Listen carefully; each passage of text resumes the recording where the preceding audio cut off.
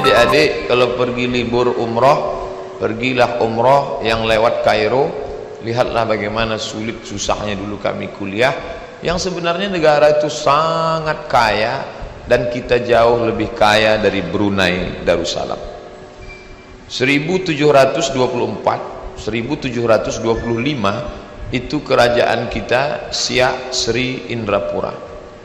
Sebelum Siak ada kerajaan Melayu yang lebih tua, yaitu kerajaan Melayu Islam Riau yang sekarang menjadi 2 kabupaten, yaitu kerajaan Indragiri. Indragiri lebih tua daripada Siak. Dan kerajaan Melayu yang terakhir adalah kerajaan Riau Lingga. Itu kerajaan kaya-kaya luar biasa. Berapa lama kita punya kerajaan Islam ini? 222 tahun. Dari 1725 sampai akhirnya Sultan Syarif Qasim II menyerahkan kekuasaan kepada Presiden Soekarno di Yogyakarta 1946. Jadi kita sangat kaya sekali. Assalamualaikum warahmatullahi wabarakatuh.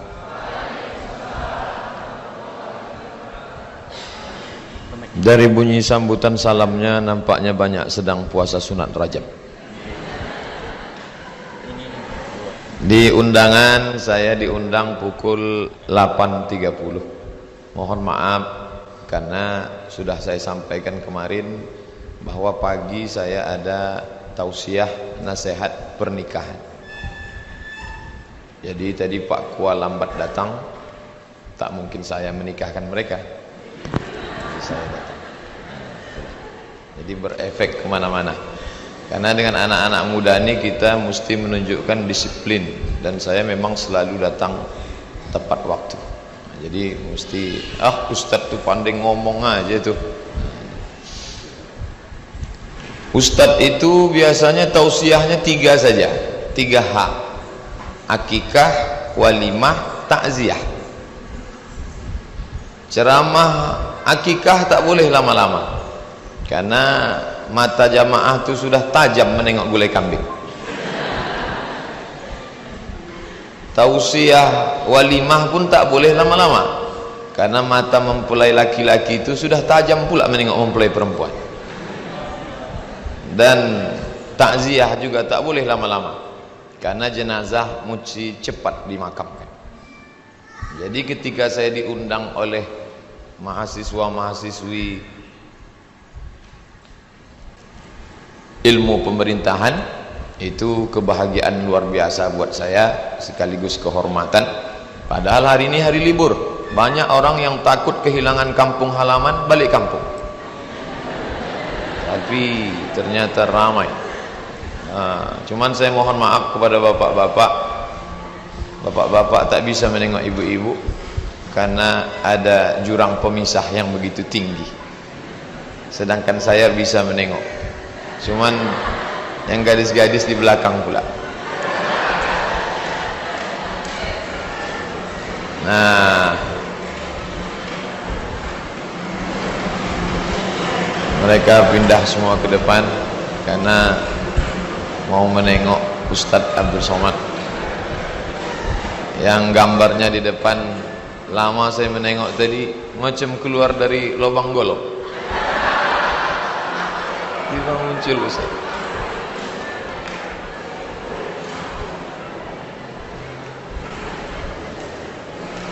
Saya sudah lama tidak ceramah di kantor. Kantor dinas, kantor-kantor itu banyak yang saya ceramah di situ sekali saja, habis itu berhenti.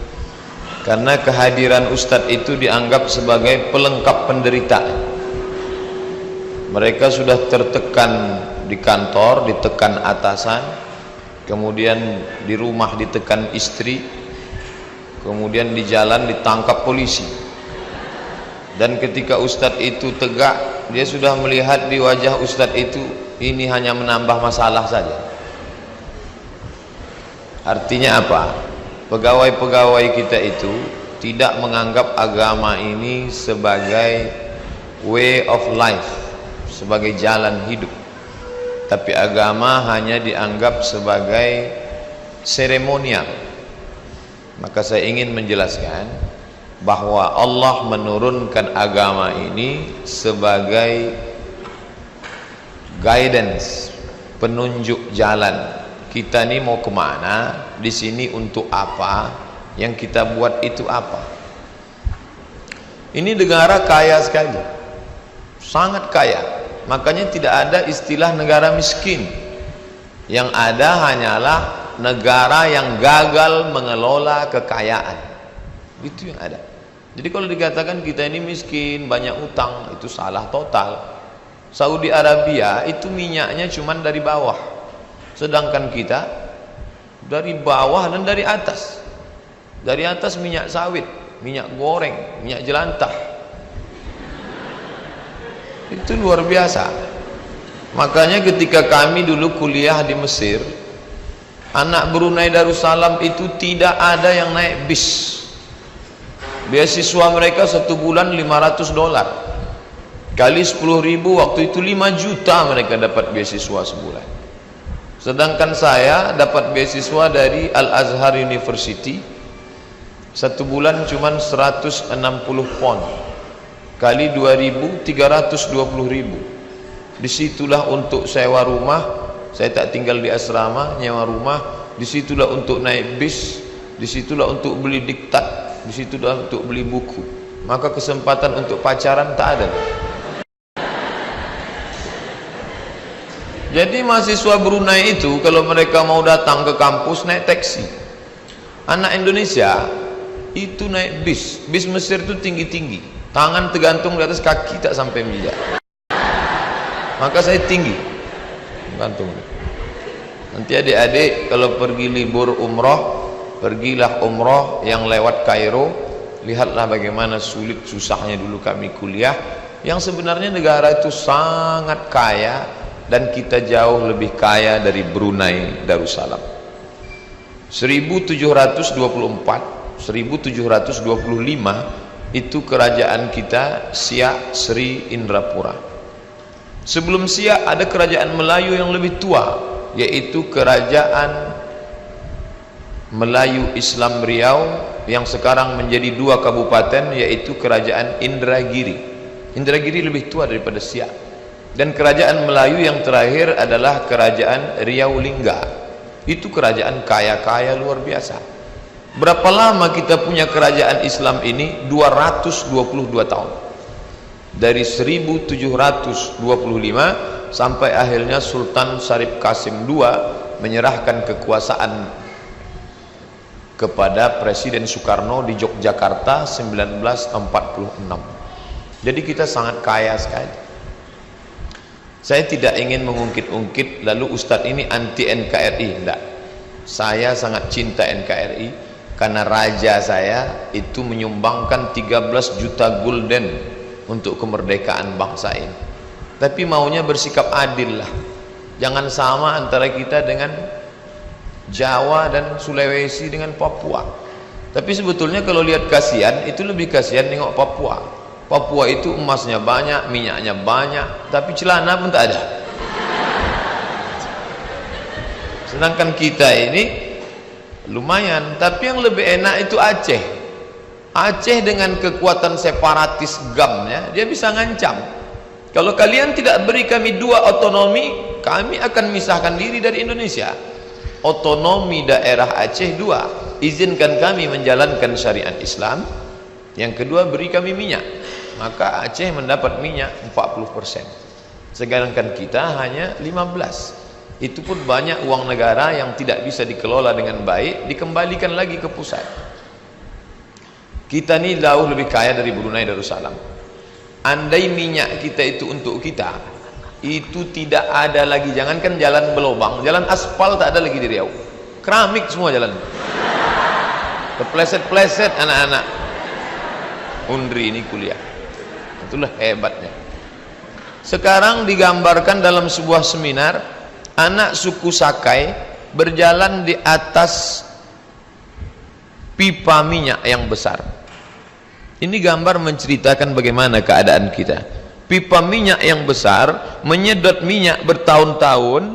Anak suku Sakai dengan tidak bercelana berjalan di atas pipa yang luar biasa. Minyak itu kemana perginya? Maka ketika otonomi daerah, saya sebagai mahasiswa waktu itu amat sangat bangga. 1999 saya sampai ke Kairo 1998. 1999 datang beberapa utusan dari Riau, dialog dengan kami. Nama persatuan kami KSMR, Kelompok Studi Mahasiswa Riau. Bayangan kami mereka akan berikan kami beasiswa, akan macam-macam. Pak, dengan otonomi daerah ini apakah kami akan berubah nasib di Kairo? Kata mereka, kalian jangan terlalu banyak berharap. Otonomi itu artinya oto di orang, mi dia, Pak. Jadi sampai sekarang pun walaupun ada beasiswa dari Pemprov itu tidak seberapa. Orang Malaysia itu punya apartemen kata orang kita, rumah-rumah sarang merpati yang tinggi. Itu gedung apa? Selangor punya. Itu gedung apa? Kelantan punya. Itu gedung apa? Melaka punya. Tapi Riau hanya punya rumah kecil 2 kamar, 1 dapur, 1 ruang tamu.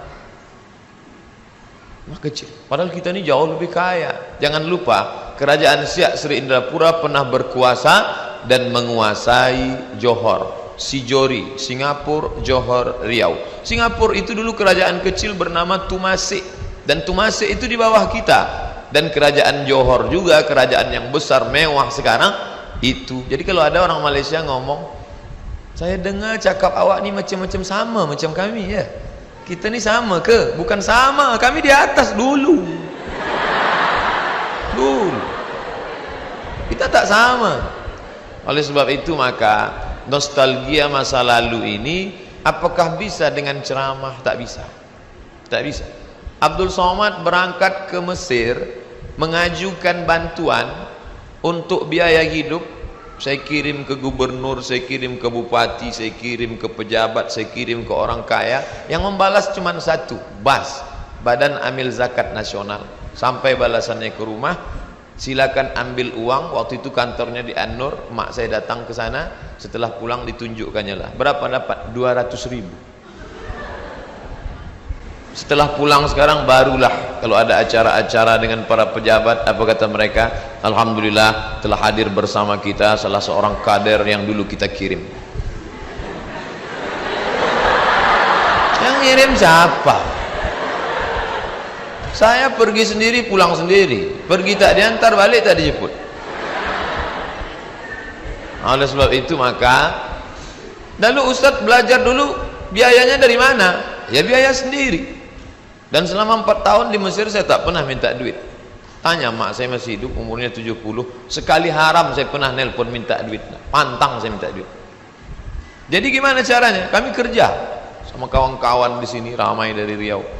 Kalau sudah musim haji, kami pun habis sholat subuh bawa map satu, minta visa ke kedutaan Saudi Arabia. Dapat visa, naik bis dari Kairo ke terusan Suez.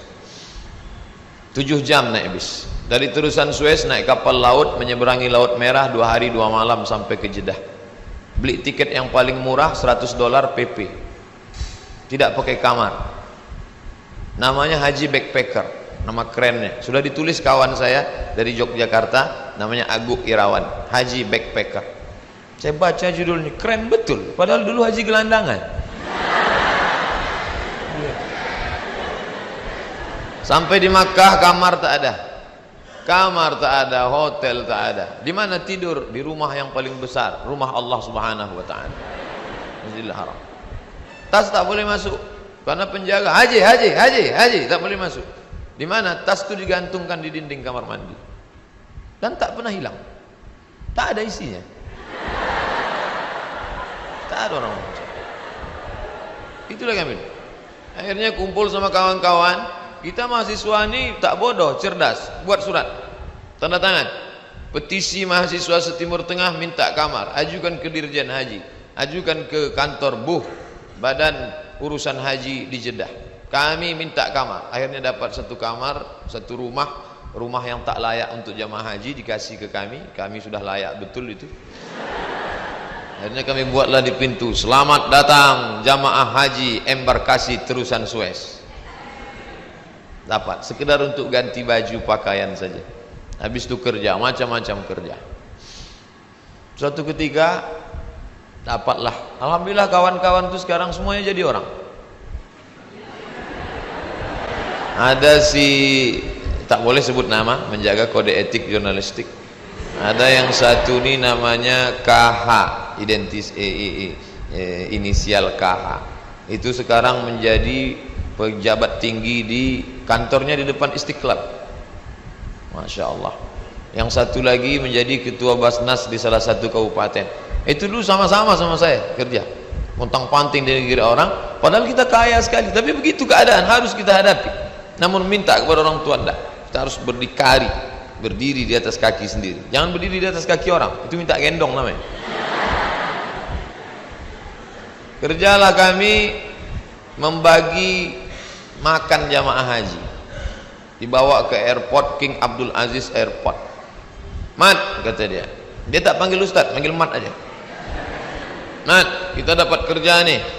Di mana? Di airport. Mantap tuh airport. Berapa lama? Sampai jamaah haji habis baru kita pulang. Satu hari berapa? 50 rial. 50 rial kali 3.150. Berapa hari? 60 hari. Kaya mendadak kita nih. Iyalah, kerjanya apa? Ngasih nasi jamaah haji.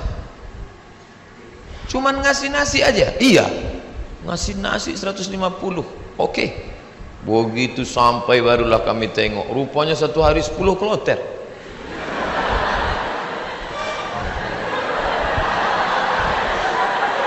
Satu kloter 400, 10 kloter 4.000 orang yang mau dikasih. Saya ngasih nasi kotak, tugas saya nasi kotak. Kawan saya yang satu nih, yang sekarang di Jakarta itu bagian ngasih jeruk. Asal yang jamaah haji itu nenek-nenek dikasihnya 1, yang anak gadis dikasihnya 5.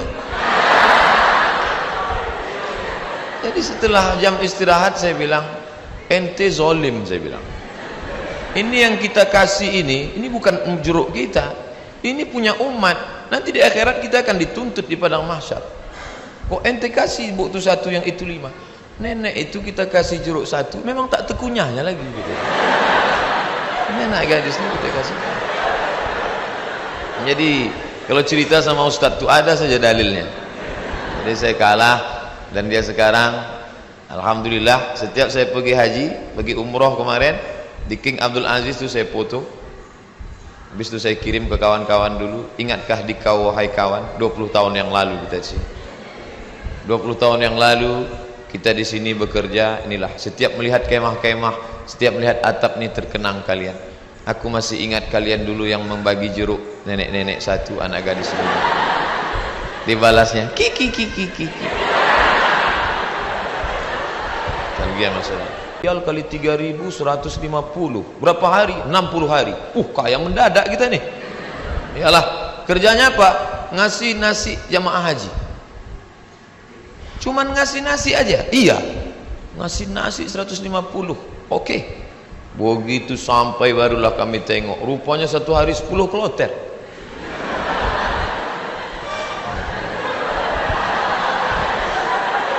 Satu kloter 400, 10 kloter 4.000 orang yang mau dikasih.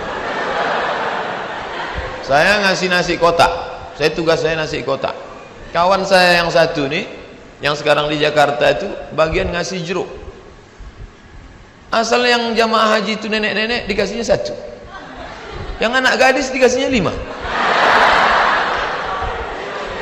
Jadi setelah jam istirahat saya bilang, ente zolim, saya bilang. Ini yang kita kasih ini bukan jeruk kita, ini punya umat. Nanti di akhirat kita akan dituntut di padang mahsyar. Kok ente kasih buktu 1 yang itu 5? Nenek itu kita kasih jeruk 1, memang tak tekunyahnya lagi gitu. Ini anak gadis ini kita kasih. Jadi kalau cerita sama Ustadz itu ada saja dalilnya. Jadi saya kalah dan dia sekarang, alhamdulillah, setiap saya pergi haji, pergi umroh kemarin di King Abdul Aziz itu saya foto. Habis itu saya kirim ke kawan-kawan dulu. Ingatkah di kau wahai kawan, 20 tahun yang lalu kita di sini. 20 tahun yang lalu kita di sini bekerja. Inilah, setiap melihat kemah-kemah, setiap melihat atap ini terkenang kalian. Aku masih ingat kalian dulu yang membagi jeruk, nenek-nenek satu, anak gadis lima. Dibalasnya kiki kiki kiki. Kerugian masalah. Kadang jamaah-jamaah haji ini sombong. Jamaah haji ini tak semuanya hatinya baik, banyak juga yang sombong. Menengok kita kerja, nampaknya berkeringat, berpuluh, sepele nengok kita. Panggilnya, sini bentar. Ya Pak, sudah lama jadi TKI. TKI bukan hina. TKI itu pahlawan devisa. Saudara-saudaraku yang bekerja menjadi TKI di Hong Kong, di Singapura, kalian pahlawan devisa. Tapi orang menyepelekan kalian. Kalian mencari makan di negeri orang lain, padahal di negeri ini sumber makanan. Kenapa? Makanan itu dicuri orang. Akhirnya kita susah, mahasiswa susah, pekerja susah, istri meninggalkan suami yang dalam keadaan sakit menjaga anak untuk mencari nafkah. Disepelekan. Sudah lama jadi TKI. Kami ini mahasiswa Pak. Di mana kalian belajar? Di Kairo. Asal dari mana? Riau. Memangnya tak ada universitas di Riau? Ada Pak. Cuman satu semester 5 juta. Sidang tertutup 10, sidang terbuka 15, buka tutup 25. Tak ada duit. Maka kami belajar jauh-jauh. Selesai S1 pulang saya ke rumah. Haji Abdul Somad LC titelnya. Lagi cemas. Ke bawah tak berakar, ke atas tak berpucuk. Tak tahu apa mau dibuat. Pulang ke rumah menengok kebun sawit ada di rumah. Banyak Pak Ustaz? Tak banyak, cukuplah untuk 7 keturunan. Kalau tak dijual-jual.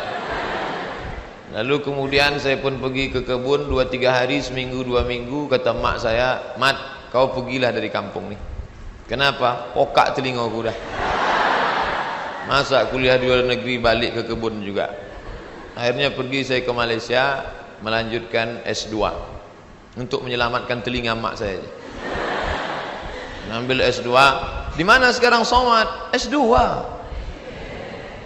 Negeri ini tidak menghormati ilmu. Sampai di Malaysia jumpa sama kawan-kawan dulu yang sama sekolah. Engkau di mana sekarang ni? Aku ambil master lah.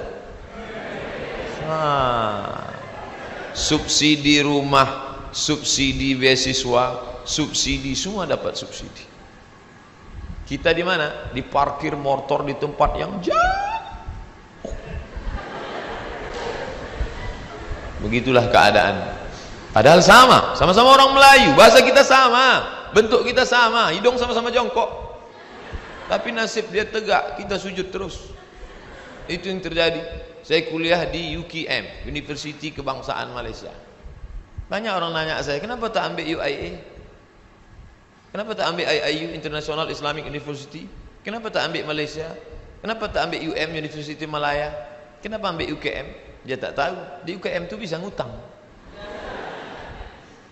Tapi saya tak selesai, karena saya pemburu beasiswa. Tiap hari searching, browsing, mancing, launching.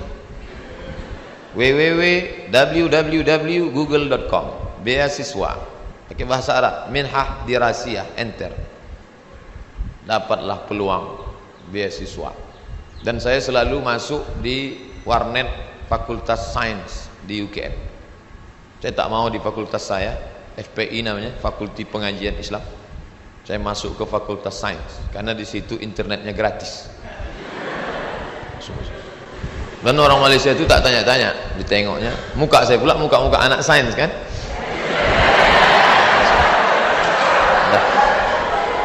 Dah, habis itu dapatlah info, katanya ada satu negara menyediakan beasiswa. Nama lembaga yang memberi beasiswa itu AMCI, singkatan dari Ajong Marocain Coopération International. Akhirnya saya ajukanlah proses doa minta ampun. Biasanya saya doa gini aja, tapi untuk beasiswa aja. Ya Allah, minta tolong aku. Mau balik ke kampung aku tak sanggup, telinga udah pokak. Mau balik ke Riau kerja tak ada siapa yang mau menolong. Mau lama di Malaysia ni utang sudah lagi ni, tolonglah dapat beasiswa. Rupanya orang yang teraniaya itu doanya makbul. minyak kita dimakan orang, minyak kita disedot orang, kita ini teraniaya. Allah kasihan nengok, ini hambaku, kata malaikat, kasih dia. Diterimalah saya mendapat beasiswa. Sampai kawan-kawan saya heran, ente dapat beasiswa dari mana? Darul Hadis. Nilai ente waktu di Azhar apa? Good, excellent, very good, good, gagal. Nilai saya good dan saya diterima.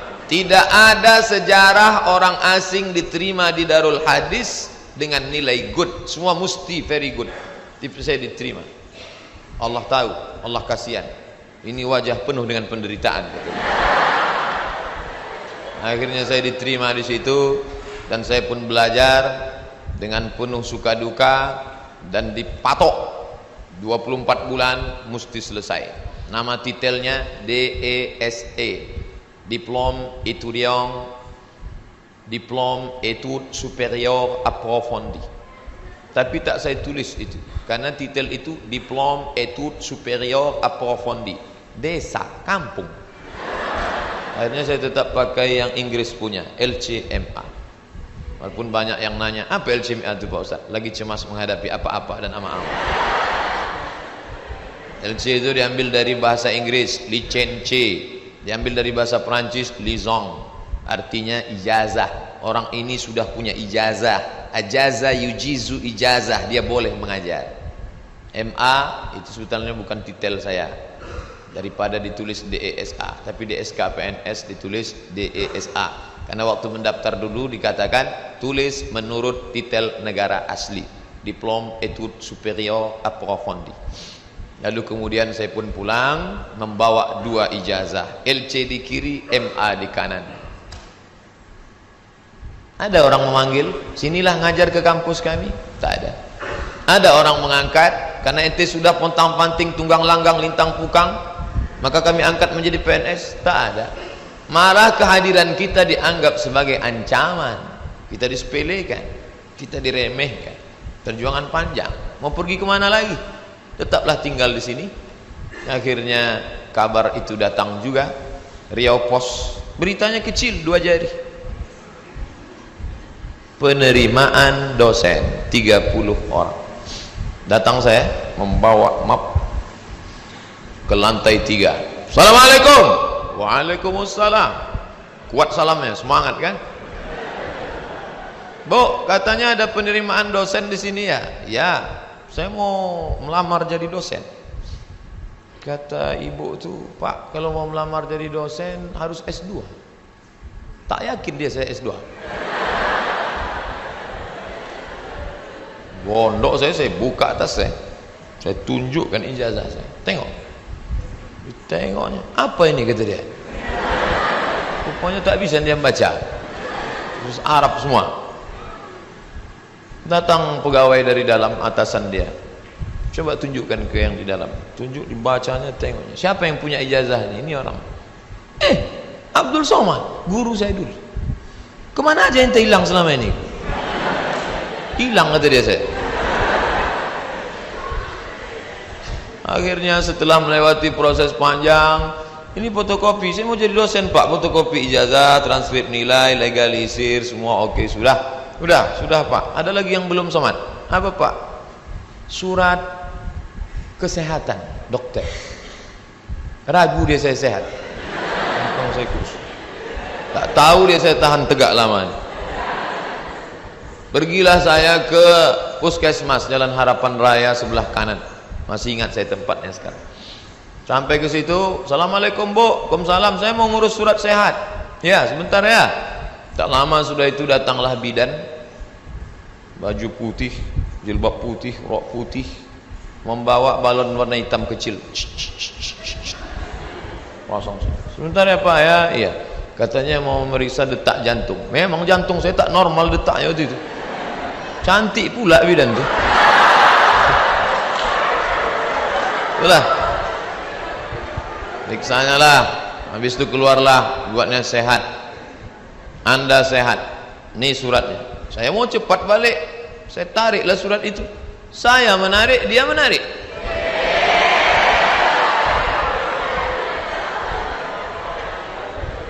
Saya tak paham apa maksudnya ini. Wani piro. Kami kuliah 4 tahun di Mesir, semua gratis. Asrama gratis. Uang saku dikasih tiap bulan. Sampai-sampai tiket pulang saya pun gratis. Mesir itu bukan kaya macam Saudi Arabia. Dia tak ada minyak. Miskin Mesir itu. Tapi bisa membiayai kami anak Indonesia 100 orang setiap tahun. Dan yang kuliah di sana 74 negara. Fir'aunnya Husni Mubarak, terserah mau ngejek dia jahat, yang penting saya gratis kuliah pertama dari Al-Azhar itu, walaupun bukan tanah dia, tapi itu dari wakaf Al-Azhar. Negeri ini kaya, gemah ripah loh jenawi, tongkat dan batu jadi tanaman. Di Mesir kalau diletakkan tanaman itu mesti disiram dengan air baru tumbuh. Di tempat kita campakkan aja batang ubi itu ke belakang, tengok besok pagi betunas walaupun sungsang. Ini negeri luar biasa, tapi orang belajar. Berapa banyak orang tua di negeri ini mau memasukkan anak sekolah SMP pun tak sanggup. Daftar ulang 14 juta. Doktor, dosen, golongan 4D ngobrol ke saya hati ke hati, aku tak sanggup menyekolahkan anak ini Ustaz Somad. Baru 2 yang sekolah, belum kuliah lagi. Mau jadi apa ke depan? Nah, jadi berkaca. Mesir luar biasa dengan Al-Azharnya, dan kami kuliah di situ. Sampai kawan saya ini suka makan cabai, mengunyahnya malas. Cabai itu tendang kiri tendang kanan telan, kiri kanan telan. Akhirnya biji cabai itu tak hancur, menumpuk di dalam. Ini ada usus kecil, usus buntu, begap cabai, busuk di dalam. Kalau sampai meletup, bam, big bang, mati. Maka ini mesti dipotong. Akhirnya dibelah sedikit, dipotonglah ujung usus buntu tadi. Biaya operasi 3.000 pon kali 2.000 perak, 6 juta. Tak ada duit. Mau nelpon ke Indonesia, krisis moneter, $1 20.000, tak ada duit. Akhirnya keluarkan kartu Al-Azhar. Azhari? Enta Azhari? Azhari maksudnya enta taman orang Al-Azhar? Iya, gratis. Sakit gratis. Di negeri Fir'aun sakit gratis. Di negeri kita sehat bayar. Tapi tidak saya ceramahi orang puskesmas itu. Takkan pula mungkin saya assalamualaikum warahmatullahi. Karena saya mau cepat, saya keluarkan aja duit 25.000. Nah, ambil lah tuh. Pergi saya urus, dah selesai. Pak, ini surat sehat. Ada lagi yang belum somat. Apa Pak? Surat keterangan berkelakuan baik. Astagfirullahaladzim. Orang sesoleh ini diragukan juga. Gimana? Saya bolak-balik lah sudah masuk berbagai negara. Tak berapa negara sudah saya lewati. Tidak ada pemeriksaan yang saking ketatnya. Ketat luar biasa. Cobalah tengok kita mau masuk pesawat, berapa kali mesti buka dompet untuk tengok KTP. Emangnya kita ini teroris? Di Malaysia tak begitu betul. Enggak gitu-gitu amat sih, kata orang yang lama di Jakarta. Tapi apa boleh buat? Dia khawatir saya urus surat bahwa saya bukan teroris. Saya bukan teroris. Saya seorang pelajar muslim yang mendapatkan beasiswa, dan saya pulang membawa ijazah. Saya mau mengabdikan ilmu saya, tidak ada urusan lain. Saya tak ingin merobok-obok negara ini. Saya tidak ada hubungan dengan jaringan internasional. Saya cuma mau mengajarkan ilmu, memperbaiki. Alhamdulillah diterima. Ikutlah tes dosen dengan berbagai macam lika-liku. Pokoknya hidup ini penuh dengan ujian. Jadi kalau adik-adik, ujian apa? Ujian MIT Pak Ustaz.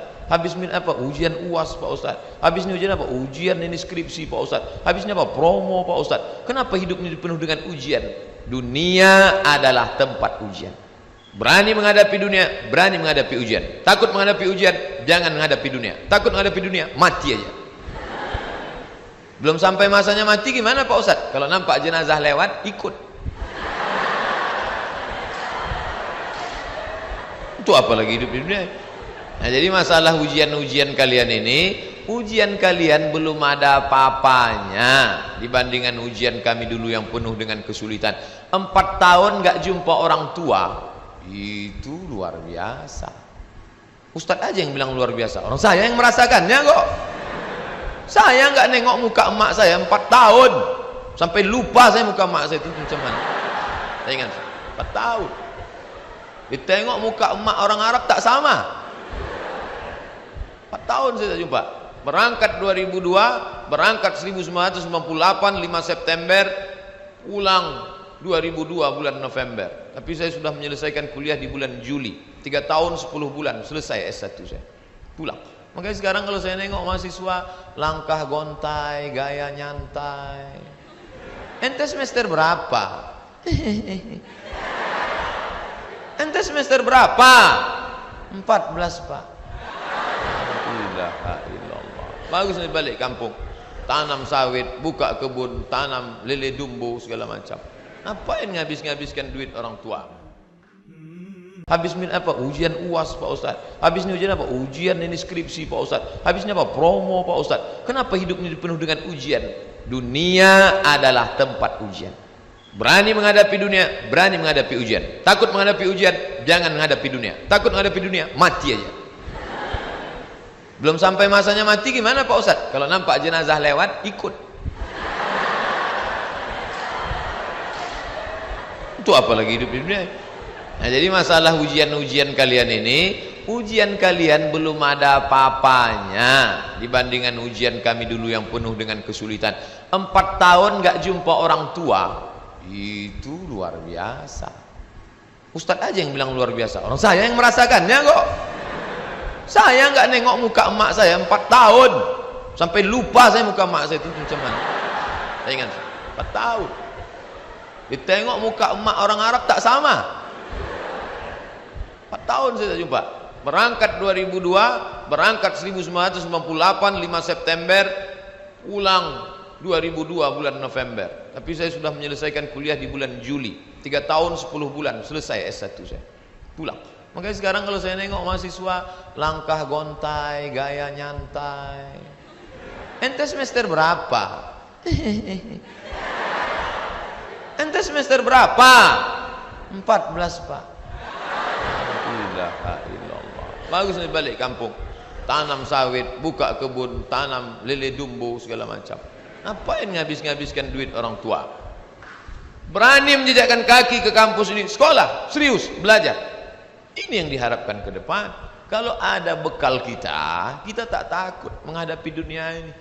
Fisik dipersiapkan, mental. Fisik perlu. Berotot kalau bisa. Tak bisa ya tak apa-apa.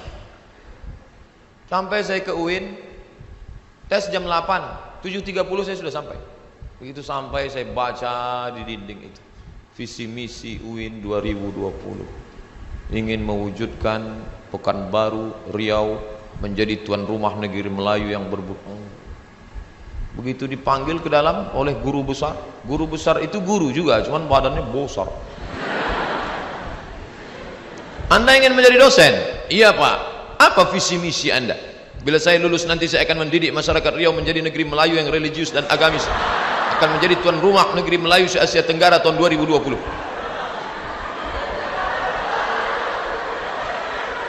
Ya tak tahu, baru tadi saya baca sudah ini.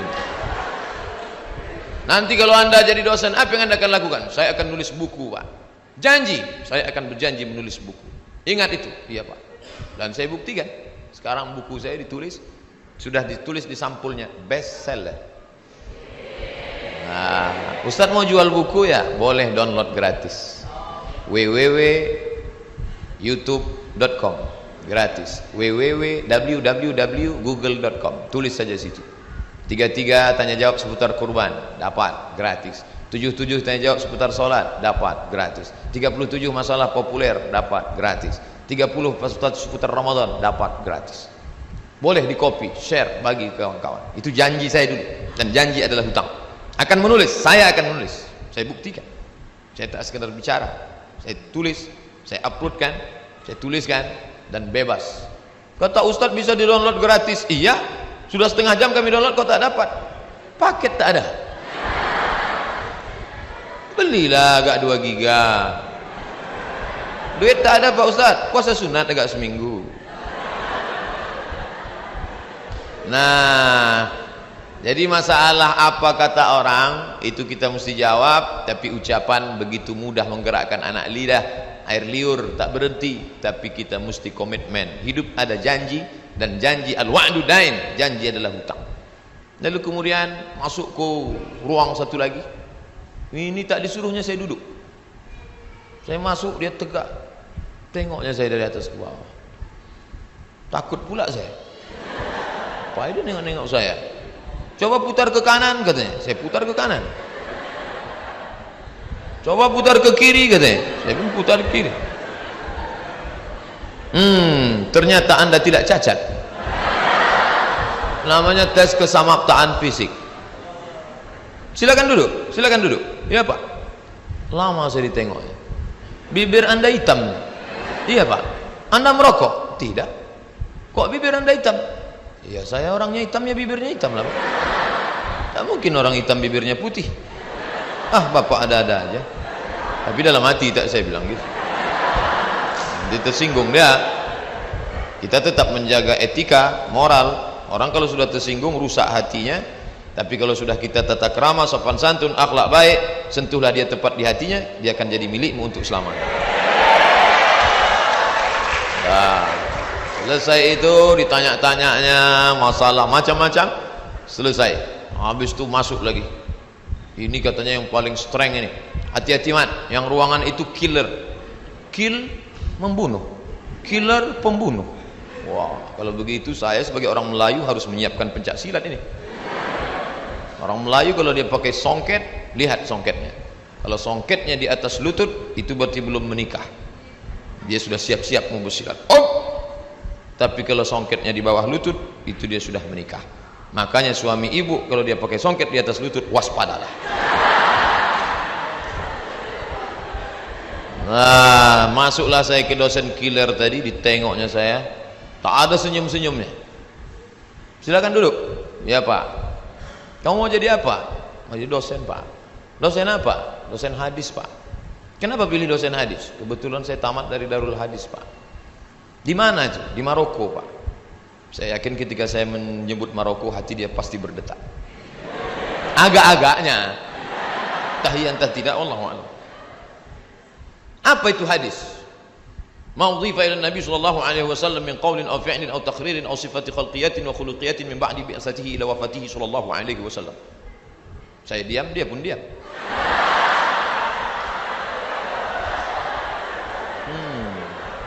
Saya sengaja tak terjemahkan, karena kalau saya terjemahkan panjang cerita dia nanti kan, dan dia juga tak mau bertanya. Dia tentu gengsi kan. Lah, udah dia. Berapa pembagian hadis? Hadis kalau menurut jumlah periwayatnya, kalau riwayatnya satu orang namanya gharib, riwayatnya dua orang namanya aziz, riwayatnya tiga orang namanya masyhur, kalau 4, 10, 30, 300 sampai banyak itu namanya mutawatir. Kalau lafaznya nama sama namanya mutawatir lafzi, kalau lafaznya berbeda namanya mutawatir maknawi. Kalau ditengok dari sampai sanadnya, kalau sampai ke Nabi namanya marfu', kalau sampai ke sahabat namanya mauquf, kalau sampai ke tabi'in namanya maqtu'. Kalau dilihat dari derajat kualitasnya, yang paling tinggi adalah sahih, wa sahih adalah hasan, wa hasan adalah dhaif, wa dhaif adalah maudhu'.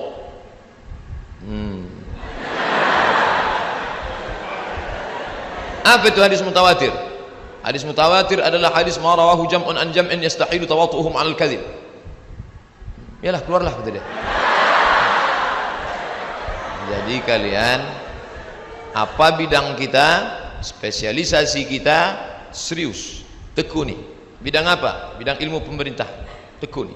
Bidang apa? Bidang politik, tekuni. Jangan sampai kita mengaku semua bidang bisa, tapi ditanya tentang bidang kita, entah apa-apa jawaban kita. Titel MSI, Master Segala Ilmu. Mohon maaf Bapak yang titel MSI. Nah, inilah pentingnya spesialisasi. Himpunan Mahasiswa Ilmu Pemerintahan, Fakultas Ilmu Sosial, Ilmu Politik. Ilmu politik haram. Siapa yang belajar ilmu politik haram. Belajar ilmu hadis masuk surga. Belajar ilmu politik masuk neraka. Di khutbah disampaikan begitu, di ceramah begitu, di kultum begitu. Akhirnya otak umat Islam sudah terbentuk politik haram, politik haram, politik haram, politik haram, politik haram. Akhirnya umat Islam meninggalkan politik.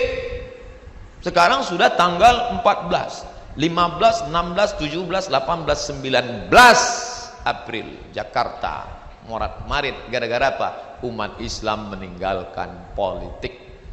Maka ada adik saya, kalian ilmu pemerintahan, menguasai politik. Saya hari ini bukan ceramah di depan profesor doktor, saya bukan ceramah di depan kajur sekjur, saya bukan ceramah di depan dosen, tapi saya sedang berceramah di depan 12 bupati wali kota ke Provinsi Riau. Mereka aja tak yakin. Mereka yakin cuman anak-anak FISIP Unri ini orangnya tawa tuh. Makanya dari tadi dia menunduk. Kenapa dia menunduk? Malam tadi tidur jam 2. Inilah yang akan merubah Riau ke depan. Adapun Abdul Somad karirnya sudah mentok, ngajar masuk kelas. Semester ini 8 lokal. Rumah kelas pengajian, rumah kelas pengajian, rumah kelas pengajian, rumah kelas pengajian. Datang malaikat maut. Mati. Habis. Abdul Somad akan menjadi santapan cacing tanah. Dan cacing tanah tak terlalu senang menengok saya. Nyisup tunjang aja nih gitu. Tapi anak-anak FISIP, anak-anak himpunan mahasiswa ilmu pemerintahan yang mendengar tausiah ini, memperbaiki Riau ke depan, beramal mereka, mengalir pahala itu ke makam Abdul Somad macam tetesan embun di tengah gurun pasir yang panas. Itulah motivasi seorang dosen. Ini kan hari libur, ngapain sekjur datang? Ngapain Pak Ketua, Pak Wakil Dekan datang? Profesor Doktor mau datang, kenapa? Mereka ingin mendapat kontribusi. Pengajian apa tuh? Pengajian ibu-ibu yasinan, biasa. Pengajian apa tuh? Pengajian bapak-bapak pensiunan, biasa. Udah pensiunan nggak ngaji kapan lagi? Tapi itu pengajian apa? Pengajian mahasiswa yang darah mudanya sedang bergelora, yang dari pagi tadi pacarnya sudah nge-SMS, kita karaokean yuk. Tapi dia sudah mengatakan, aku sudah terlanjur hijrah my honey.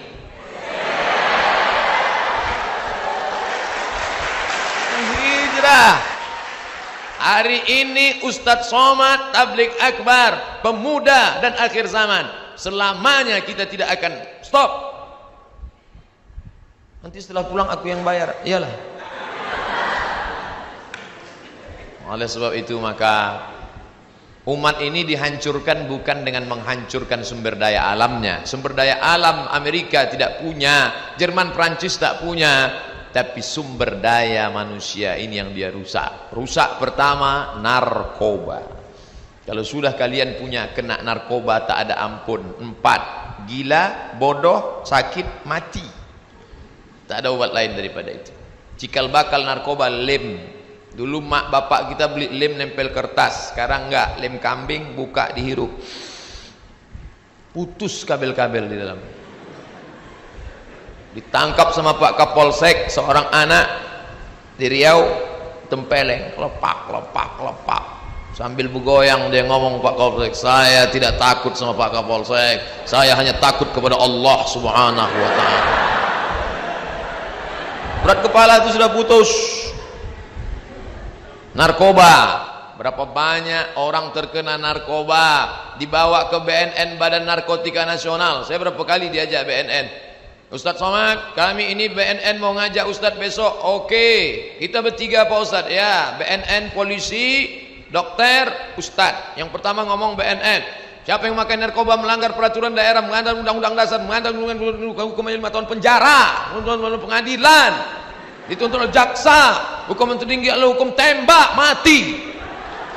Habis itu bicara pula dokter, bila zat ini masuk ke dalam otak maka dia akan mempengaruhi kita, akan gila, akan putus, akan gila, akan putus, akan gila, akan putus, akan gila, akan putus. Habis itu Ustadz Somad pula, siapa yang makan narkoba makan neraka jahanam lah tempatnya, khalidina fiha abada. Selesai acara, saya pun dikawal sama polisi, turun dari gedung, dikawal sampai ke tempat parkir. Pak, saya di mana-mana ceramah biasa sendirian, kenapa Bapak kawal saya? Khawatir Pak Ustadz, ceramah Ustadz tadi banyak menyinggung orang, kami khawatir nanti ditikamnya Ustadz dari belakang. Berapa rusak anak muda kita karena narkoba. Tak bisa lagi dia bedakan mana hak, mana batil, mana bengkok, mana lurus. Hancur taman narkoba. Yang kedua, free sex. Kalau sudah kena free sex, na'udzubillah, seorang perempuan timun, laki-laki durian, timun tak pernah untung berkawan dengan durian. Di bawah sobek, di atas bonyok. Jaga kehormatan kalian. Apa yang tertulis di botol aqua? Do not accept if shell is broken. Jangan terima botol aqua kalau segelnya rusak. Aqua yang 600 ml 5.000 rupiah saja tak berharga karena segelnya rusak. Apalagi engkau seorang perempuan dengan segala kemuliaan dan kehormatan. Pakailah jilbab yang panjang. Bagaimana panjangnya? Kalau dipakai tertutup ujung jari tengah. Luruskan ke bawah, jatuhkan ujungnya, tertutup sampai ke bawah. Begitu. Kalau mau pergi ke tukang jahit, berapa panjangnya, Bu? Berapa itu? Supaya jangan sampai kalau kalian pergi, kalau jilbab itu pendek, tangan ke dalam pas begini, ha. Kalau mau jilbab yang sudah jadi asli, pilih yang ukuran XXL. Ustadz kok tahu? Pokoknya tahulah saya. Ukurannya XXL, tutup sini. Jilbab syar'i, alhamdulillah di sini semuanya pakai jilbab syar'i. Tapi kalau saya ceramah di tempat lain, di dalam acara walimah nikah tadi, saya tengok tadi ada yang pakai jilbab namanya pasrah tapi tak rela. Belakang tertutup, muka terbuka sedikit. Iya Jeng, mau kemana? Bentar ya. Ada satu lagi namanya jilbab sakratul maut. Kain panjang itu dililitkan ke leher.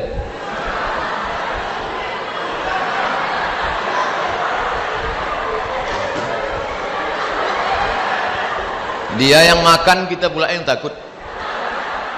Kita sedang makan gitu nengok dia, gitu. Oleh sebab itu, maka yang sudah istiqomah pakai jilbab hijab panjang bagus.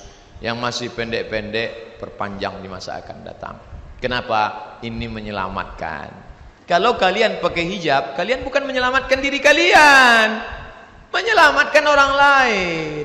Dosen-dosen selamat kalau mahasiswi jilbab hijabnya panjang. Ustadz kok tahu? Saya kan dosen. Nelponlah profesor. Assalamualaikum. Waalaikumsalam. Bisa Ustadz mengajar di sekolah kami? Pelajaran apa Pak? Agama Islam. Sekolah apa? Sekolah kebidanan. Oke, I'm coming. Masuk saya ke dalam, semuanya perempuan. 40 orang, bidan-bidan semua. Jilbab pendek, lengan panjang, cuman digulungnya ke atas sambil berkipas. Maaf ya Pak, kasih mati. Mengajar saya 3 kali masuk, habis itu saya bilang ke profesor, nampaknya saya mengajar wal awwalu wal akhiru. Ini yang pertama dan terakhir. Jadi kalau kalian pakai hijab panjang, kalian tidak sedang menyelamatkan diri kalian, tapi menyelamatkan orang lain. Karena laki-laki ini ada penyakitnya 3. Yang pertama, tak tahan menengok terbuka ke bawah, betis. Asal nampaknya betis orang, error dia. Yang kedua, tak tahan menengok terbuka ke atas, asal nampaknya rambut terbuka, error. Yang ketiga, tak tahan mendengar suara, asal dengarnya suara lemah gemulai, langsung hang dia. Maka kalian jangan bersuara mendayu-dayu lemah gemulai. Assalamualaikum. Waalaikumsalam. Di mana nih? Visip Unri. Tegas.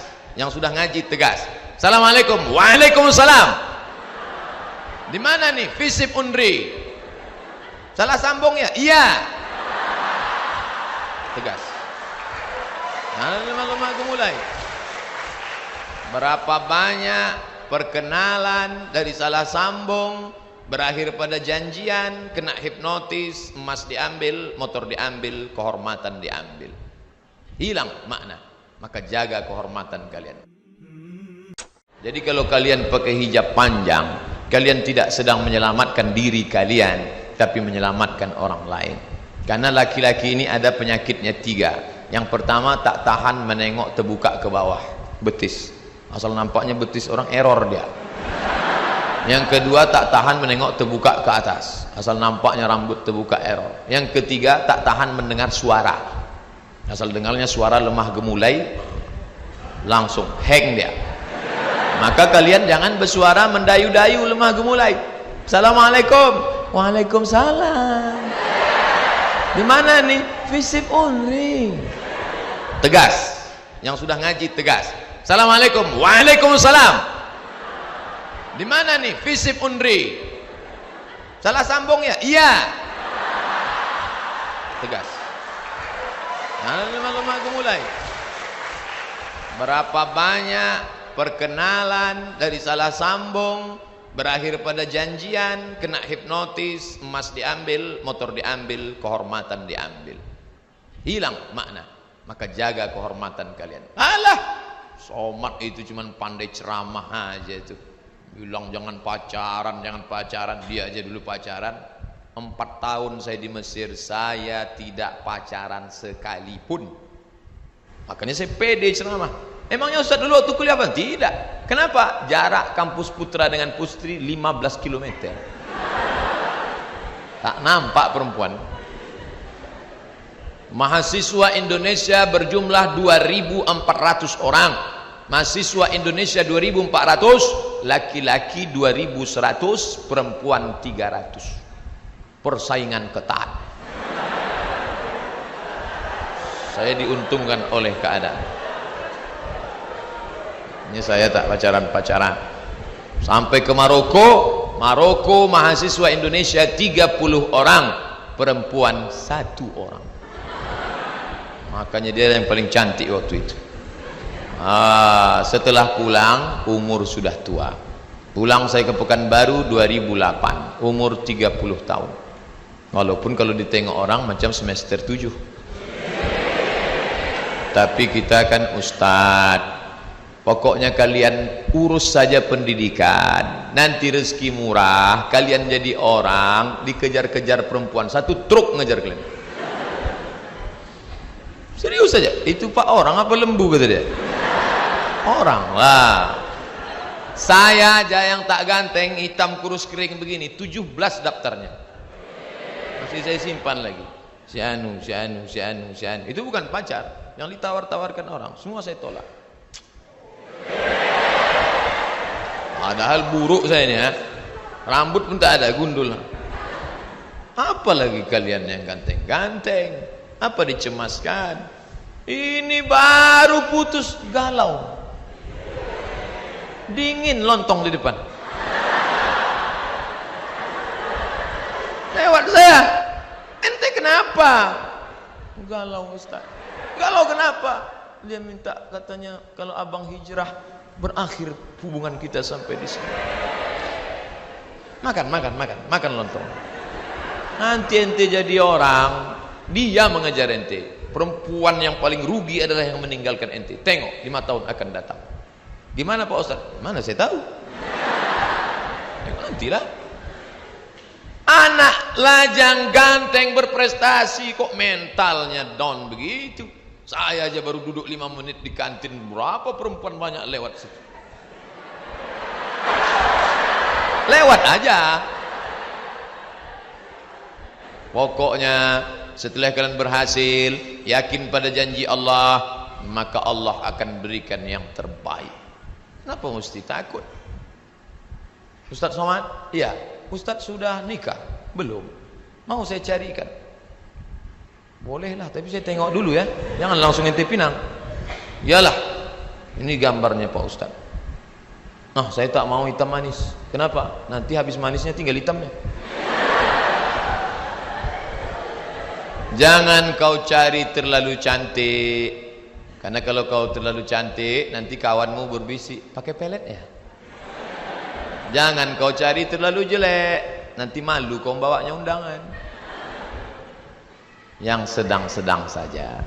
Idza ja'akum man tardawna dinahu, kalau kau tengok agamanya baik, jilbabnya panjang, ngomongnya tak banyak, maka dialah pilihan dunia akhirat. Ustaz, jadi Ustaz yang ini aja ya. Saya pacaran-pacaran ini tak bisa. Jadi gimana Ustaz? Tanya dia. bawa dia ke rumah saya, jumpakan sama mak saya. Nanti kalau cocok, kupinang dengan bismillah. Kalau tak sesuai Pak Ustadz, kalau tak sesuai, bunga bukan setangkai, kumbang bukan seekor. Patah tumbuh hilang berganti, hilang satu tumbuh 1000. Sudikah engkau menikah denganku, tapi engkau akan menjadi a second woman? Kok second? First, second. Kenapa aku jadi yang kedua? Amak den nan patamu. Di rahimnya kita tumpang perutnya 9 bulan 10 hari. Bersimbah darah dia melahirkan kita. Berapa kali dia tak jadi solat tahajud gara-gara kita. Berapa kali makanan hampir dia suap tak jadi karena tangis kita. Berapa kali dia tak tidur lelap malam gara-gara kita. Tiba-tiba kita bertemu dengan dia, perempuan pujaan hati, belayan jiwa. Setelah dia besar kita dewasa, emak dia siapa, ayah kita siapa, akhirnya kita diikatkan dengan kalimat thayyibah Allah, lalu kemudian kita merasa kaulah surgaku, duniaku, akhiratku. Engkau salah mas bro. Seorang anak yang sudah sukses dengan gaji, mobil besar, rumah besar, kebun besar, bini besar. Datang ibu tua renta, nak, aku nggak bisa puasa Ramadan, nak. Kata Ustadz Somad, kalau nggak bisa puasa bayar fidyah, nak. 1 hari 3 kali makan, fakir miskin 50.000. Emak nggak bisa puasa 2 hari, minjam 100, nak. Apa kata si anak? Tunggu ya mak, ku tanya biniku dulu. Neraka jahanam tempatmu saudaraku. Panas Pak Ustadz, ambil kompor, hidupkan, letakkan tanganmu di atas. Kalau kau sanggup bertahan 5 menit, berarti kau kuat untuk masuk neraka jahanam. Suamimu itu adalah seorang laki-laki yang perkasa di hadapan Allah, tapi dia bersimpuh di hadapan orang tuanya. Kenapa? Ilzam rijlaiha fasammal jannah. Kau urus tapak kakinya, kau dapati surga di sana. Oleh sebab itu, berapa banyak orang berhasil, tapi dia hidup dalam genangan air mata penderitaan karena dulu meneteskan air mata orang tua. Kalau dia hidup sekarang, belikan makanan, belikan pakaian, senangkan hatinya. Kami belum kerja Pak Ustadz, bawakan transkrip nilai mak, ini nilaiku. Dia pun tak tahu IP itu berapa, tapi sudah menyenangkan hatinya. Peluk cium dia. Jangan malu. Cina-cina tua, tak ada lagi rambutnya, dibawa ke mall oleh anaknya, disuapkan. Saya heran, kenapa orang Cina ini di mall Malaysia yang besar Kuala Lumpur banyak orang tua disuap anaknya. Ternyata mereka menganggap orang tua itu hanya hoki lah. Hoki kata dia, memancing rezeki dengan orang tua. Oleh sebab itu keberhasilan kalian adalah karena berhasil membahagiakan orang tua. Narkoba merusak, doa orang tua akan mendukung. Khamar merusak, pergaulan baik akan mendukung. Tapi serigala akan menerkam kambing yang memisahkan diri dari jamaah. Makanya ketika saya tahu ada jamaah di perikanan, bagus. Ada jamaah di FISIP, bagus. Ada jamaah. Apa jamaah? Berkumpul bersama, sholat berjamaah, baca Quran berjamaah, iktikaf berjamaah. Buatlah komunitas ini supaya kalian terjaga.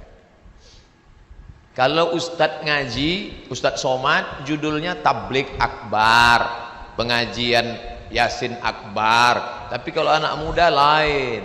Apa kajiannya? Sat night. Hadirilah kajian pecinta hijrah, move on, Al-Quran, kunci kebangkitan ekonomi, maghrib mengaji, talk show, iktikaf, ikhwan, akhwat, tahajud, muhasabah, solat subuh berjamaah. Datang solat maghrib berjamaah, lanjut kajian sampai isya, iktikaf tengah malam, sampai solat subuh berjamaah, langsung pengajian. Hari Sabtu 22 April 18.00 WIB Masjid Raya An-Nur. Ini siapa ini? Ustadz Muzammil Hasballah, yang suaranya Masya Allah. Muzammil artinya orang berselimut, berselimut sorban. Ada pengajian. Pokoknya di mana saja ada pengajian, datang untuk menjaga diri. Narkoba, zina, pergaulan bebas. Dan yang paling mengerikan, ini yang dikatakan Pak Sekjur tadi, narkoba dia selamat, zina dia selamat. tapi ada satu lagi. Apa dia? Kenakalan intelektual dalam bentuk sekularisme. Sekuler, agama kata dia tak penting. Mau pakai jilbab, mau pakai bikini sama aja. Jenggot kata dia tak penting. Apa tuh berjenggot-jenggot? Jenggot sama bulu ketiak sama aja kata dia. Ngejek-ngejek orang. Padahal dalam Islam semua diatur. Mau masuk kamar mandi kaki kiri, Allahumma inni a'udzubika minal khubuthi wal khaba'is. Mau makan tangan kanan, bismika Allahumma ahya.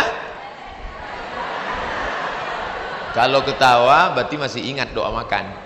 Allahumma barik lana fima razaqtana wa qina azabannar. Itu hadisnya dhaif Pak Ustaz. Oke, pakai hadis sahih. Bismillah. Mau tidur malam, bismika Allahumma. Diatur semua dalam Islam. Sedangkan mau masuk WC aja diatur Islam, apalagi memilih pemimpin. Tapi dia sekuler. Islamnya cuma 3. Lahir, nikah, mati. Lain daripada itu Islam tidak mengatur dia. Dia ke masjid cuma 3 kali aja. Pertama ke masjid kapan? Akad nikah di Masjid An-Nur. Aku terima nikahnya dengan mahar seperangkat alat sholat. Dan kitab suci Al-Quran tak pernah dibuka sampai mati, tunai. Kedua kapan? Kedua masuk masjid. Nih, tanggal merah, hari libur. Besok libur lagi. Harpitnas, hari kejepit nasional. Balik kampung. Orang kalau sudah balik kampung singgah ke masjid, mampir ke masjid, mampir ke masjid, mampir ke masjid, mampir ke masjid, mampir ke masjid. Keterangan, kencing, kencing, kencing, kencing, kencing. Singgah ke masjid kok cuma numpang kencing. Alhamdulillah, anak-anak muda kita ke masjid. Pak Ustadz, itu Pak Haji yang tua tu rajin betul ke masjid. Tak ada yang heran. Orang tua rajin ke masjid tak ada yang heran. Orang sudah diintai malaikat maut. Tapi ketika anak muda yang semangat bergelora ke masjid dia. Tadi saya tanya Pak Sekjur, siapa yang baca Quran itu? Anak fisik Pak. Saya sangka pemain naturalisasi. Saya sangka diundang anak UIN, anak pesantren untuk baca Quran. Anak fisik baca Qurannya begitu suaranya. Bayangkan kalau jadi gubernur itu nanti. Bisa dia maju jadi imam. Bismillahirrahmanirrahim. Alhamdulillahi Rabbil Alamin. Sampai pada akhir ayat waladdallin. Semua amin. Bismillahirrahmanirrahim. Inna a'tainakal kautsar. Selesai salat dia pun bisa menengok. Assalamualaikum warahmatullah. Assalamualaikum warahmatullah. Dia bisa periksa jamaah satu-satu. Mana kepala dinas? Mana kepala badan? Mana kepala kantor? Mana kabak? Mana kabak kesra? Mana yang berkepala? Mana yang tak berkepala? Bisa. Kenapa? Karena dia punya segenggam kekuasaan. Kepala dinas itu pontang-panting.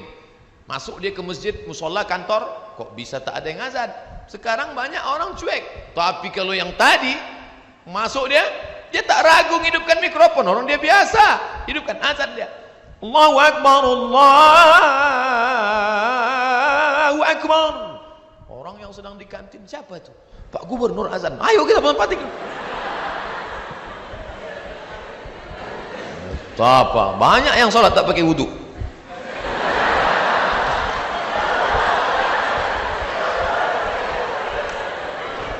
Makanya Islam berhasil karena dengan kekuasaan. Kenapa Islam berhasil di bumi Aceh? Aceh 100% Islam. Kenapa? Karena Raja Aceh itu langsung memegang tampuk kekuasaan. Namanya Merah Silu.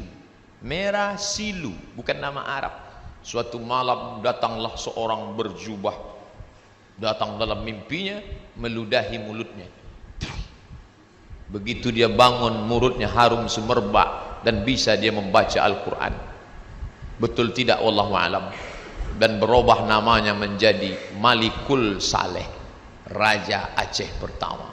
Itu yang dilihat oleh Ibnu Battutah, seorang explorer muslim dari Maroko. Aku sampai ke sebuah negeri bernama Sumatra. Sin waw mim ta ra ta marbutah. Sumatra. Aku lihat rajanya memakai jubah. Mereka menaiki gajah dan kuda, dan aku dijamu dengan makanan yang mewah. Baca, Explorer Ibnu Battuta sudah bercerita tentang Aceh di masa kejayaan, kekuasaan. Makanya kalau sampai kekuasaan ini dipegang oleh orang kafir, na'udzubillah. Makanya kebahagiaan luar biasa saya hari ini, karena yang saya ceramah ini adalah orang-orang yang diambang kekuasaan. Sedangkan sekarang yang banyak setelah tak berkuasa, aska tak berguna, kata orang Malaysia. Tapi bapak ibu yang sudah pensiun jangan berkecil hati. Ada ide-ide cemerlang, tulis dalam buku biografi. Karena sekarang anak muda kita kehilangan tokoh, menulislah agar orang di masa akan datang tahu bahwa kau pernah hidup di masa lalu. Makanya saya ketemu dengan mantan anggota DPR, mantan wali kota. Bapak ada menulis buku, tak sempat Pak Ustadz. Sekarang banyak waktu kosong, daripada main-main sama cucu, daripada nonton Mahabharata. Bagus nulis buku. Iya juga ya Pak Ustadz, ya tulis balik kenangan. Pejamkan mata, ingat kenangan dulu. Ketika aku menjadi camat di sana, lalu karirku naik menjadi bupati. Setelah itu, pejamkan mata. Udah saya pejamkan Pak Ustadz, terus salah tulisan. Tengok balik. Itulah yang bisa menolong kita. Ma la yudraku kullu, la yutraku kullu. Kalau tak pernah berjuang di masa lalu, berjuang di masa akan datang. Anak-anak muda Riau membaca sejarah itu menjadi sumber inspirasi bagi mereka. Inspiratif buku bapak ini. Jangan menganggap kalau sudah buat amal soleh ceramah, mimbar, sehingga semua mau jadi ustadz. Enggak, dengan tulisan. Anak sains teknologi tak pernah ceramah, tapi videonya diupload orang, didownload orang, ditonton orang. Ustadz Somad khutbah di masjid, yang datang 500, yang mendengar 400, yang masuk 300, yang berhasil bawa pulang 100, yang didengar bininya 50. Tapi ini anak tidak ceramah, dia potong tuh video, dia masukkan Instagram, Twitter, BBM, dia share, lalu kemudian orang menonton, dan terakhir diposting ke saya. Tengok nih Ustadz Somad, screenshot, viewernya sudah 200.000 orang. Dia tenang-tenang saja. Inilah multi level marketing yang tak ada putusnya. MLM, mulut ke mulut. Rugi kalau pernah hidup tak pernah mengajak orang ke jalan kebenaran. Ustadz kalau ceramah, bayarlah zakat. Siapa yang tak bayar zakat, neraka jahanam tempatnya. Orang tak dengar. Begitu Ustadz selesai, barakallahu li walakum fil Qur'anil azim. Langsung diambilnya HP, update status. Cepat betul khotibnya. Begitu dia bangun, mulutnya harum semerbak dan bisa dia membaca Al-Quran. Betul tidak, wallahu a'lam. Dan berubah namanya menjadi Malikul Saleh, Raja Aceh pertama.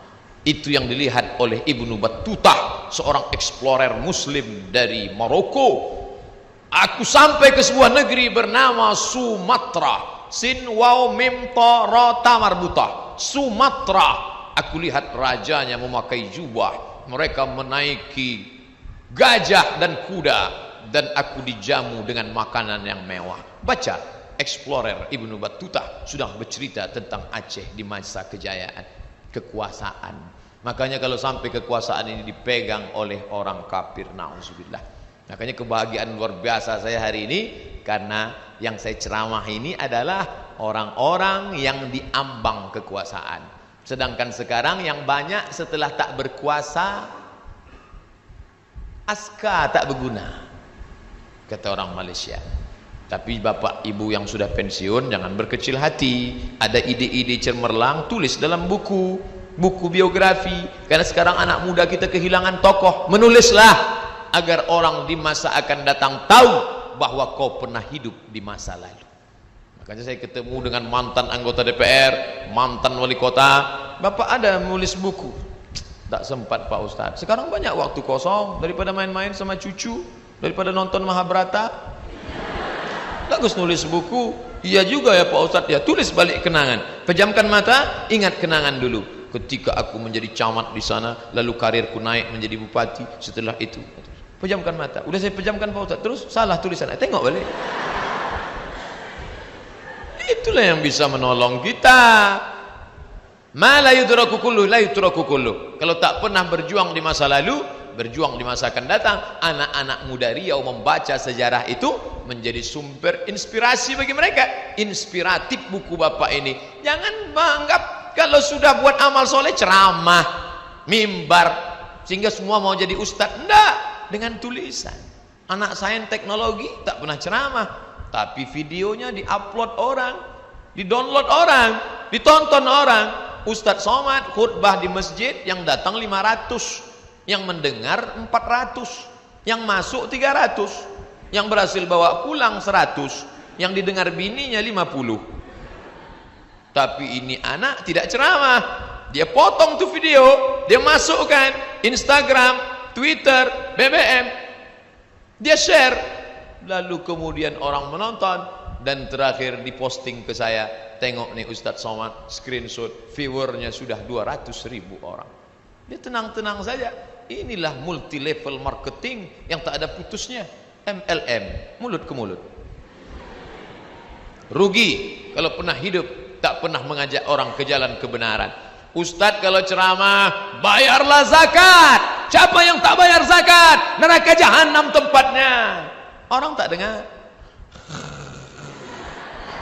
Begitu Ustaz selesai, barakallahu li wa lakum fil Qur'anil azim. Langsung diambilnya HP, update status. Cepat betul khotibnya. Tapi kalau bupati ini, calon bupati 12 yang ada di hadapan saya ini, begitu dia tak ceramah, dia kumpulkan semua pegawai, seluruh PNS yang ada di sini, dinas kantor kepala bagian wajib potong zakat, terkumpul dalam 1 tahun 10 miliar dari Kabupaten Siak, Sri Indrapura. Kenapa? Dengan 1 genggam kekuasaan. Wajib zakat potong atas. Ustadz Somad mau mendirikan masjid, berwakaflah bapak ibu bangun masjid. Siapa mau ngasih bantuan? Tapi dengan segenggam kekuasaan, berdiri masjid terbaik se-Indonesia tahun 2015, Islamic Center Pasir Pangarayan Rokan Hulu, yang punya menara 99. Ustadz, naiklah ke atas Ustadz. Apa yang bisa saya tengok? Ustadz naik ke atas, bisa Ustadz tengok rumah Ustadz di Panam. Saya pun naik ke atas. Mana dia Pak? Menengoknya dengan mata hati Pak Ustadz. Segenggam kekuasaan kau pakai untuk menolong agama Allah. Imam di Masjid An-Nur nanti datang dari Palestina. Masjid Raya Senapelan itu akan datang dari Palestina. Bulan Ramadan mereka datang. Dan imam-imam ini tidak bisa makan lontong sayur, mencret. Mereka tak biasa makan santan sama cabai. Mereka santapan paginya roti gandum, dan roti gandum yang paling enak adalah yang dibuat orang Belanda. Memanglah nasib kita, sudah dijajahnya dulu pakai meriam, sekarang dijajahnya pakai roti Belanda. Dan penjaga roti Belanda itu semuanya pakai rok Belanda yang di atas lutut. Masuklah imam tadi ke dalam, mau beli roti, tak jadi, ditutupnya matanya, keluar dia balik. Limadha? Why? Kenapa engkau tak mau? Takut hilang hafalan. Mereka menengok lutut tu hilang hafalan. Lutut kiri 1 juz, lutut kanan 2 juz. Datang Ustadz Somad, turun dari mobil, langsung masuk ke dalam beli roti. Ustadz enggak takut hilang hafalan? Memang sudah tak bersisa lagi. Tak mungkin Ustadz Somad masuk ke dalam toko roti, ke toko pakaian. Hai para pegawai sekalian, takutlah kepada Allah Subhanahu wa ta'ala. Mana bisa? Itu mengatasinya dengan apa? Ilmu sosial, ilmu politik. Dengan apa? Perda, peraturan daerah. Bapak polisi, bapak tentara, bapak satpol PP, manusia, muslim, sholat, dalam lubuk hatinya yang paling kecil tak dapat dia khianati, dia ingin menolong agama. Kenapa tak dapat dia tertibkan toko-toko itu? Kenapa tak dapat dia tertibkan rok-rok pendek itu? Karena tidak ada payung hukumnya. Yang membuat payung hukum itu siapa? DPR. Anggota DPR-nya mana? Sekarang masih semester 5. Selesai ini mereka akan berkarir, ngajinya mantap, badannya sehat, istrinya solehah, lalu kemudian imannya kuat, dia yang akan mencalonkan diri dan dipilih oleh rakyat yang cerdas, yang tidak hanya menjual sajadah. Sekarang banyak anggota DPR kan jual sajadah. Kalau sudah dekat pemilihan, dibawanya sajadah 1 gulung. Bapak Ibu, pilih saya nanti ya, ini DP-nya nih. Kalau saya menang nanti saya tambah, tapi kalau saya kalah saya jemput balik nih. Tapi ketika ini yang akan menjadi, tidak begitu. Dia cerdas. Kalau Bapak Ibu memilih saya, maka kita akan selamatkan 3. Pertama, kita akan masukkan pendidikan agama ke dalam sekolah umum, supaya anak-anak kita yang di SMP, di SMA tidak sanggup Islamic boarding school, tidak sanggup daftar SD, IT, SMP, IT, SMA, IT, anaknya tetap paham agama, karena akan ada 5 guru agama: guru Quran hadis, guru fikih, guru bahasa Arab, guru akidah akhlak, guru sejarah Islam. Tahulah dia kapan Islam ini hancur. Masuk guru sejarah. Anak-anak sekalian, dulu Islam ini punya kekuasaan. Nabi 10 tahun, Abu Bakar, Umar, Utsman, Ali 30 tahun. Setelah itu datang masa Bani Umayyah, setelah itu datang masa Bani Abbasiyah, setelah itu Islam mundur berpecah, setelah itu muncul lagi bangkit Turki Utsmani. Akhirnya Turki Utsmani digulingkan oleh Mustafa Kemal Atatürk 1924. Sejak itu kita tak punya kekuasaan. Sadarlah anak ini. Sekarang dia tak tahu. Pelajarannya campur aduk macam gado-gado, bahasa Arab, fikih, sejarah Islam, semuanya dicampur menjadi satu, disingkat dengan pendidikan agama Islam, PAI. PAI. Jangan heran kalau dia tak paham agama, karena agama itu lapai dari kepalanya, tidak ada lagi di kepalanya. Kalau saya nanti jadi, saya akan selamatkan anak bapak ibu dengan perda masuk pendidikan agama ke sekolah umum. Selamatlah dia dari kemungkaran itu. Yang kedua, akan ada perda berbusana muslimah. Yang selama ini hatinya gelisah, sudah ngaji tapi dia gelisah karena tak ada aturan, kami akan pilih Bapak. Yang ketiga, akan ada bantuan untuk orang yang selama ini tak diperdulikan. Pengurus yang menjaga menyapu masjid, penyelenggaraan jenazah, penggali kuburan akan diperhatikan. Selama ini tak diperhatikan. Inilah yang akan menolong. Siapa yang bisa melakukan itu? Orang-orang yang punya segenggam kekuasaan di tangan, dipakai menolong agama Allah Subhanahu wa ta'ala. Jadi kalau ditanya, Ustadz Somad, apakah anak muda sekarang akhir zaman dengan zaman dulu beda? Sama. Anak muda yang dulu sama anak muda sekarang sama. Selama disobek kulitnya keluar darah, itu sama nafsunya. Kecuali begitu disobek keluar kabel, itu transformer namanya. Selama dia masih manusia sama, cuman godaannya beda. Masih ingat gimana cara Zainuddin menjumpai Hayati? Dia tulis, setelah dia tulis dia kirim. Sekarang mana? Langsung tulis. Hayati 1, Hayati 2, Hayati 3. Dulu luar biasa. Zainuddin, nampaknya pertemuan kita ini tak bisa dilanjutkan karena nenek mamak sudah curigo ke Ambo nampaknya. Maka putuilah cinta awak di siko. Ustaz nonton tu di mana? Naik kapal dari Batam ke pulau. Perjalanan ke pulau, diputarkan mereka di kapal. Nonton. Begitu sudah mau sampai ke pelabuhan, film belum habis. Saya tanya, bisa tak mutar agak 2 kali putar lagi? Ternyata Buya Hamka itu kalau sudah menulis luar biasa. Nah, anakku, adikku yang kalian pandai menulis, ada orang yang tak tertarik dengan ceramah. Begitu dia dengar ceramah, tapi dia suka dengan tulisan. Buya Hamka menyadari itu. Dia masuk lewat pintu di bawah lindungan Ka'bah. Dia masuk lewat pintu tenggelamnya kapal Panderwik. Untuk meniru itu biasa. Di awal-awal kita niru dulu. Saya tirulah Pak Ustadz gaya Hamka. Boleh. Judulnya apa? Tenggelamnya tongkang. Tak apa-apa awal-awal.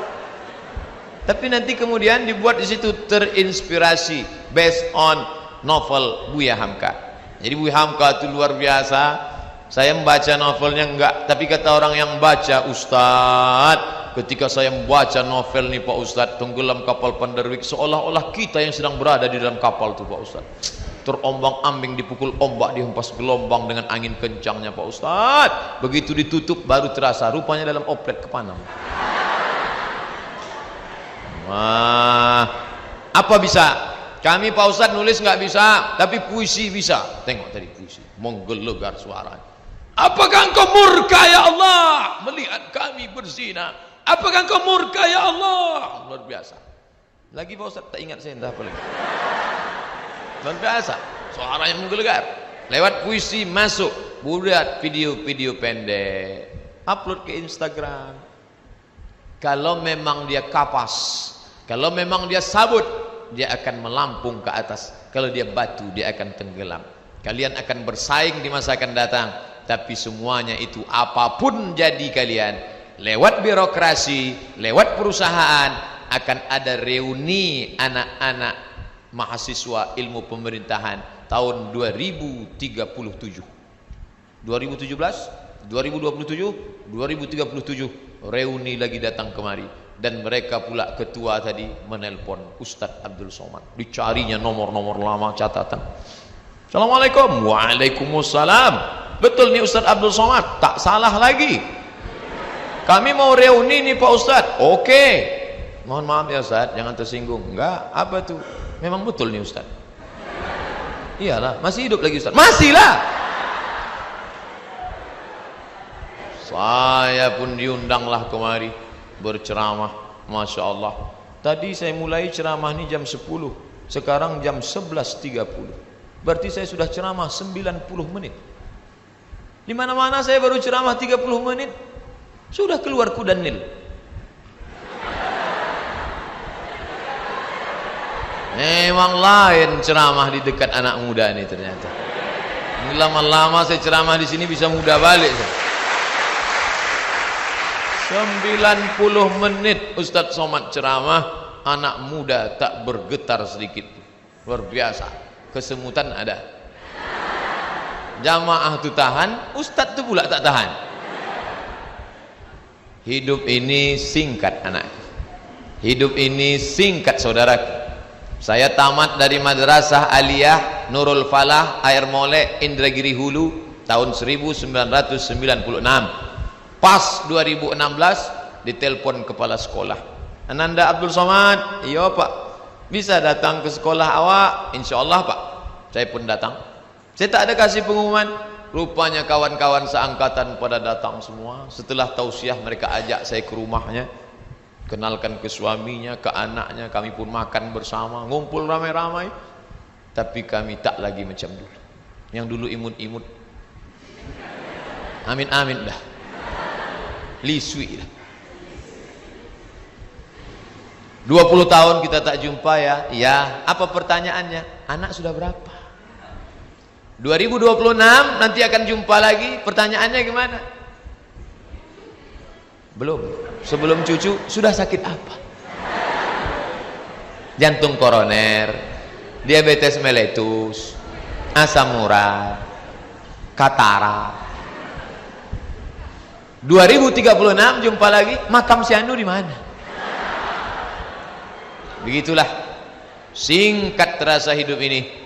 Dan kita akan membawa apa yang sudah kita siapkan.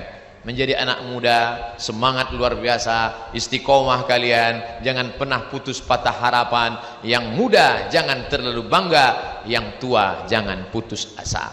Yang diponis dokter kalian sakit, jangan tambah rukun iman kalian menjadi 7.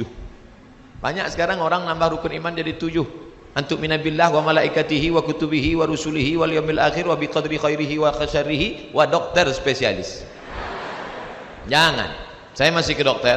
Anak saya lahir dengan bantuan dokter, tapi saya tetap beriman kepada Allah. Kalian diponis sakit dengan beramal soleh, yamhullahu ma yasha. Allah kuasa untuk menghapus takdirnya. Kata Allah, ini hambaku ini baik, kalau kubuat dia mati berhenti kebaikan, kulanjutkan. Yamhullahu ma yasha wa yusbit.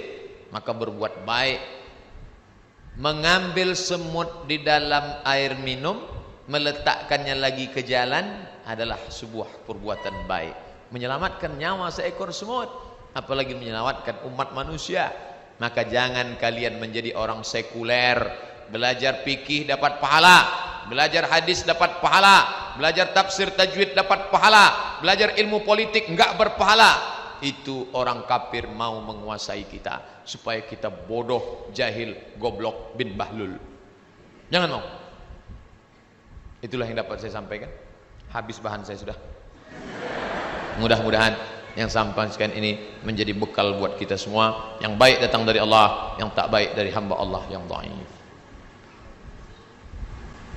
Bagaimana pendapat Ustadz tentang NU yang mengakui Ahok sebagai bagian dari NU yang jelas-jelas kafir? Tergolong golongan mereka ini apa? Karena saya pernah baca bahwa Imam Syafi'i berkata, ikutilah ulama yang dibenci orang kafir, orang munafik, dan jangan ikuti ulama yang disukai orang kafir. Saya tidak mau menangkap berita dari koran, karena pesan Raja Maroko, kalau kau baca koran yang perlu kau percayai dua saja, harga dan tanggal. Tiga lah, harga, tanggal, sama berita dari Visip Unri.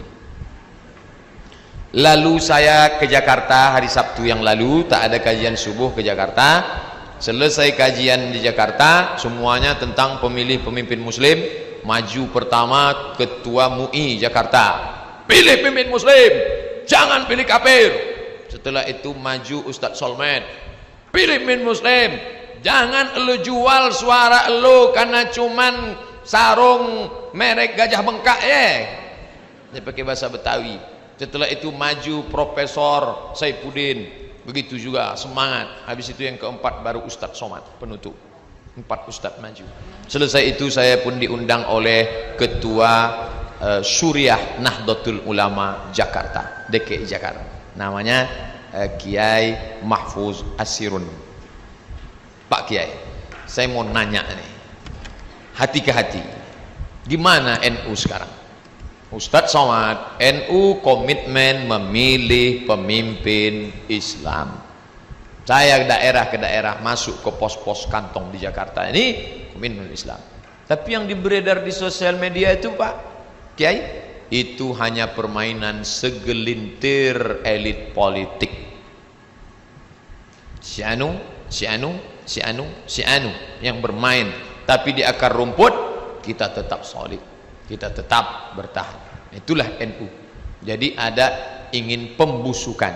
NU ormas terbesar. Saya tak ingin kita membenci NU hanya gara-gara nilai setitik rusak susu sebelanga. Bernilai menyikap adil. Saya pun dulu sempat keliru menilai, tapi ternyata NU dari dalam tak semuanya. Makanya kalau ada bertanya, Ustadz, NU ini siapa yang bisa kita ikut? Ikuti 3. Kiai Haji Lutfi Basari, Kiai Haji Idrus Ramli, Buya Yahya. NU garis lurus.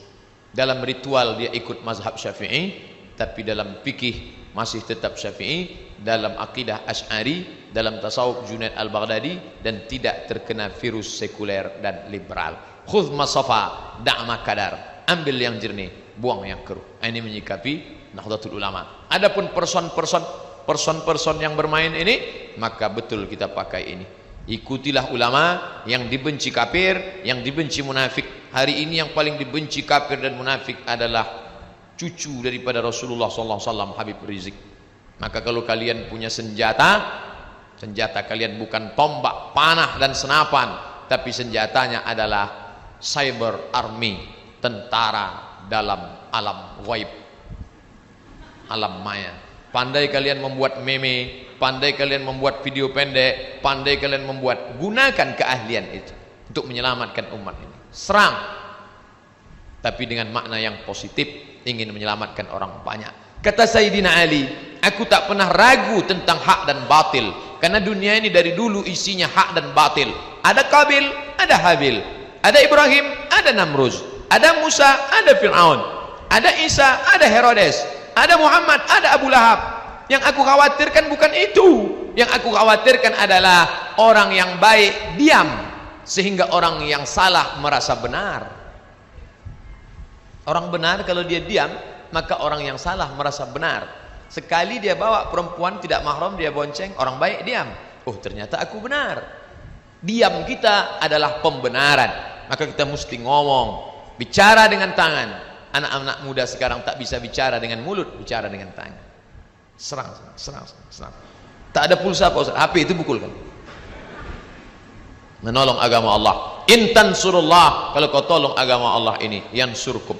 Adapun kalau ada isu-isu, jangan cepat menelan isu. Sedangkan menelan permen karet aja tak boleh, apalagi menelan isu.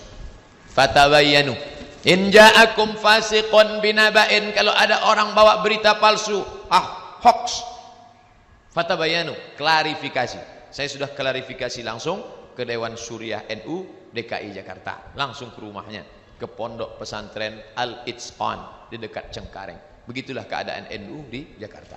Wallahu a'lam bishawab. Terima kasih perhatian. Ada katanya buka tanya jawab. Kita sholat Jumat pukul 12.20. Apakah panitia membuka soal jawab atau cukup sampai tausiah, atau masih ada pembacaan puisi, atau ada pagelaran seni? Wallahu a'lam bishawab. Terima kasih atas segala perhatian. Mohon maaf segala kesilapan. Subhanakallahumma wa bihamdika asyhadu an la ilaha illa anta. Sukses selalu untuk anak-anak muda. Kita tutup dengan takbir yang menggema. Allahu Akbar. Allahu Akbar. Allahu Akbar. Bangkit semangat. Yang mengantuk-mengantuk hilang ngantuk. Yang ada kerasukan jin hilang jinnya. Makanya azan itu orang yang suara kuat. Allahu Akbar. Lari jin. Kata jin. Ini anak muda yang azan yang suara Allah. Kata jin, ini serius apa tidak ini? Terima kasih. Wassalamualaikum warahmatullahi wabarakatuh. Waalaikumsalam warahmatullahi wabarakatuh.